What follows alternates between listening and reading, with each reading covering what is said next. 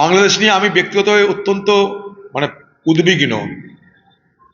বাংলাদেশের পরিস্থিতি দিনের পর দিন এত ভয়ঙ্কর অবস্থায় পৌঁছাচ্ছে যে প্রতিবেশী দেশ হিসাবে আমরা কেউ উদ্বিগ্ন না হয়ে থাকতে পারছি না।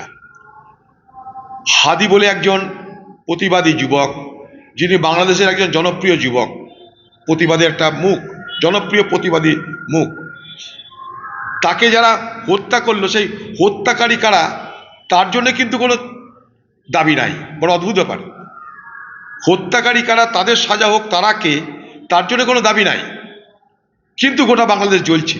অর্থাৎ আমার মনে হচ্ছে হাদিকে পরিকল্পিতভাবে হত্যা করে এই বাতাবরণ তৈরি করছে শুধুমাত্র আমাদের পাশের রাষ্ট্র বাংলাদেশকে কট্টরপন্থীদের দখলে নিয়ে আসার জন্য। এটা আমার নিজের ধারণা।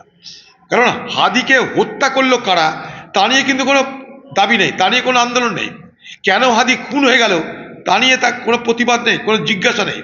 কিন্তু একের পর এক সংবাদ মাধ্যমের অফিস জ্বলছে, একের পর এক বাড়িঘর জ্বলছে, একের পর এক যত বাংলাদেশের স্মৃতি সব ধূলিসাৎ করে দেওয়া হচ্ছে। এবং একটা হিন্দু যুবককে যেভাবে টাঙিয়ে মেরে আগুন লাগিয়ে দেওয়া হলো, আমার অবাক লাগছে। এই রাজ্যের কোনো মানুষ কি বিশ্বাস করবে যে বাংলাদেশের মতো জায়গায় একটা হিন্দু যুবক, তার ক্ষমতা আছে যে সেখানটায় যারা প্রতিবাদী, বাংলাদেশে যারা আন্দোলনকারী, তাদের বিরুদ্ধে একটা কিছু করার, একটা মুখে কথা বলার ক্ষমতা নাই, তাদের বিরুদ্ধে কি করবে? অর্থাৎ উদরপিণ্ডি বুদর ঘাড়ে পড়ছে। বাংলাদেশে একটা হিন্দু সম্প্রদায়ের ছেলেকে নৃশংসভাবে হত্যা করার মধ্য দিয়ে বাংলাদেশের আজকের কট্টরপন্থীরা তারা বুঝিয়ে দিচ্ছে যে বাংলাদেশ আগামী দিনে হিন্দুদের জন্য সুরক্ষিত নয়। এই বার্তাটা তারা কিন্তু দিচ্ছে।